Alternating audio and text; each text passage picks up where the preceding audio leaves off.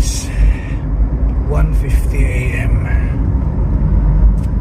Ako ay papunta sa ospital dahil ako ay on call at natawagan habang natutulog.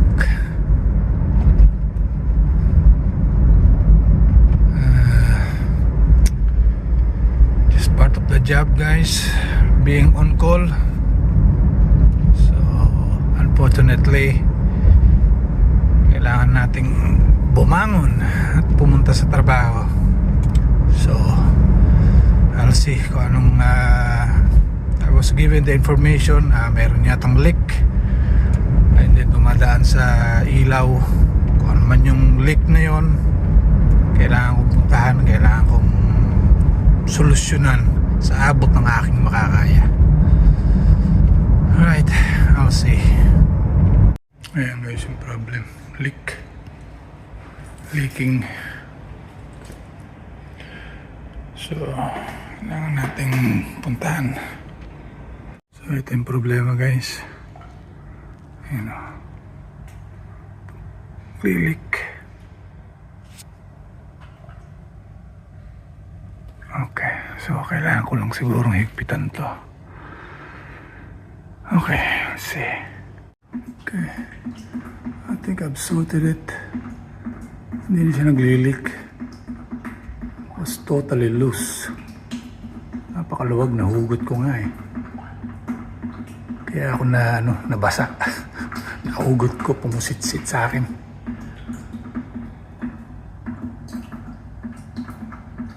Okay, tidy up na lang.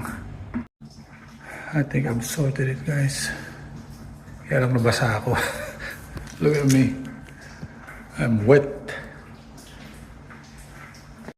So now it's tight, no more leak.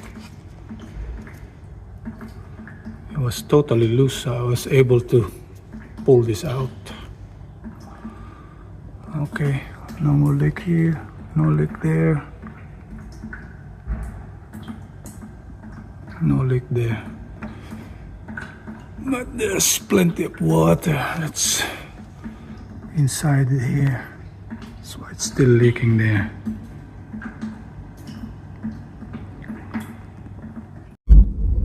So, pauwi na ako guys. I'm glad na naayos ko naman yung leak. Yun nga lang, yun, naabala ang tulog. Ayan, mag-aalas 3 na. So, malapit lang naman yung sa amin.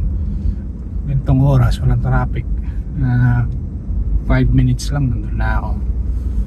So, mag-aalas 3 na. Para siguro bago ako makarating sa bahay. Total of 1.5 hours on call.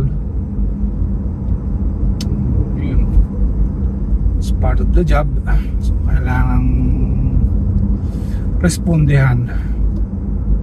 Anyway, so yun, bayad naman 1.5 hours on top of yung standby na yung being standby namin. Kahit hindi kami magtrabaho, may bayad yun na fixed for standing by. And then ilang oras yung itinrabaho, bayad din yun. So, okay naman, yun nga lang hassle pag natawagan ka ng this oras ng gabi, kamukha ngayon, first time kong matawagan na habang natutulog. Kaya usually yung phone ko naka do not disturb pero pag naka on call ako, hindi ko ini-off ko yung do not disturb. Dahil nga sa ganitong sitwasyon, ganitong pagkakataon. So yun, biglang nag-ring ang aking phone kanina. Anyways, yun lang. Hopefully makatulog ako agad pagbalik ko sa bahay, but I doubt. But still, sana. Alright, bye bye.